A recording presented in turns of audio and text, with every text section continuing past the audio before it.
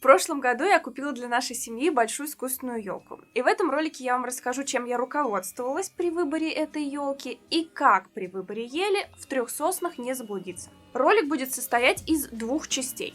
В первой части я расскажу, собственно, как выбрать елку, а во второй части мы с вами поедем ко мне на дачу, где я вам расскажу и покажу, как эту елку красиво нарядить.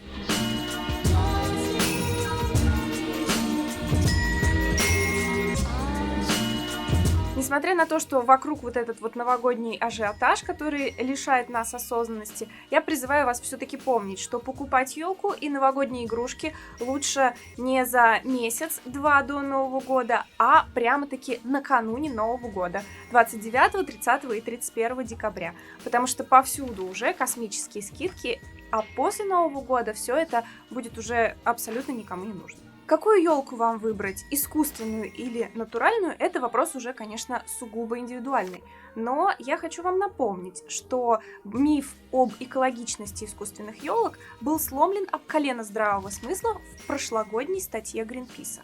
Большую часть искусственных елок производят в Тайване, а значит везут издалека, тратят топливо и выбрасывают парниковый газ. Елки делают из металла и пластика и очень часто используют поливинилхлорид, поэтому их переработать невозможно. А само производство тоже может быть токсичным. Тем самым оставляется больше экологический след, чем в случае использования живых елок. Экологи подсчитали, что если вы не собираетесь использовать елку больше 20 лет, то для планеты лучше, если вы 19 лет подряд будете покупать живую ель. Но если вы решили, что вам нужна искусственная и вы будете ей пользоваться больше 20 лет, то давайте разбираться. Искусственные бывают разные и по составу, и по виду. Итак, мягкий поливинилхлорид. Иголки у такой елки выглядят как мягкие нарезанные бумажные полосочки. Они мнутся и заламываются, но за сутки они выпрямляются. И это самый дешевый вариант. В детстве у меня была именно такая елочка, и я ее гладила как кота, а она шуршала мне в ответ. Но в прошлом году, выбирая свою елку, я решительно прошла мимо таких, потому что знала, есть лучше. Жесткий поливинилхлорид. Это такая леска из ПВХ, но она имеет иную текстуру. Жесткий ПВХ упруг, тверд и напоминает скорее расческу. Он не деформируется, он пушист и объемен. Вариант сносный, но есть еще полиэтилен. Стопроцентно летая ель. Такие елки почти неотличимы от живых, и мне они нравятся больше всего.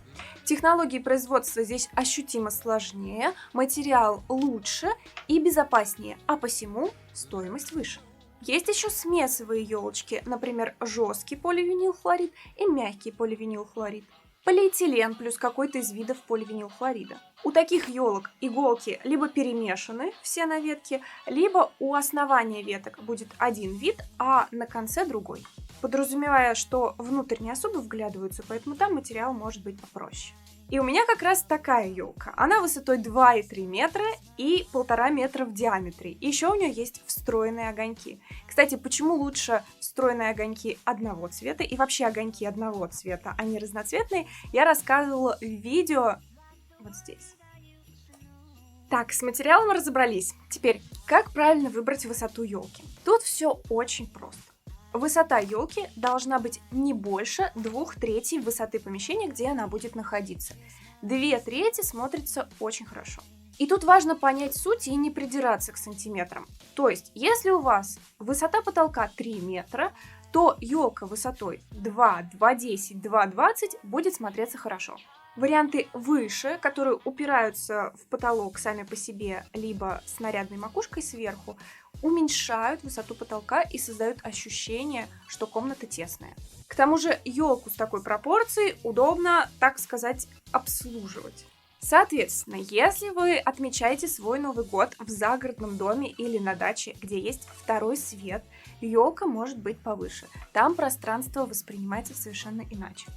Итак, вот вы выбрали елку. Но как сделать эту елку красивым деревом 3-го десятилетия 21 века? Для начала нам нужно убрать мишуру. Вместо этого елочку можно украсить лентами, которыми, кстати, можно украсить и стол, и другие места, где обычно применяется мишура. Если лент нет, то можно смело использовать детские банты. Можно использовать атласные ленты или это все скомбинировать. Я вот купила такие палочки с завитушками, уж очень мне нравятся такие кучеряшки-завиточки. Но если вы такие не найдете, можно использовать просто ленты для упаковки подарков. На ножницы их с одной стороны, вжих, и они также будут закручены. Теперь приступаем к украшению. Порядок следующий. Сначала на елку развешиваются гирлянды. Так они не будут перекрывать игрушки, а будут красиво их подсвечивать.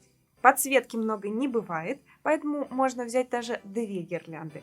Можно сэкономить на игрушках, но светящихся объектов должно быть много, потому что именно они больше всего создают настроение праздника. У моей елочки огоньки уже встроены. После гирлянд нужно повесить большие объекты, большие шары и ленты. У меня в виде больших объектов выступают ленты, игрушки в форме цветов и группы шариков. Так тоже можно сделать. Старайтесь почувствовать этот баланс, когда большие объекты не перевешивают композицию в одну из сторон. Мне нравятся асимметричные варианты украшения елки. Когда вы развесите все равновесно, можете заполнять пустые пространства маленькими объектами-игрушками, маленькими шарами и блестками. На елку моего размера, чтобы она выглядела заполненной, нужно от 50 объектов. У меня тут примерно 60. Но верхнего лимита нет. Игрушки можно вешать даже на каждую веточку. Так она будет смотреться очень буржуазно и богато. Если вы будете соблюдать все эти правила, у вас получится очень красивое праздничное дерево.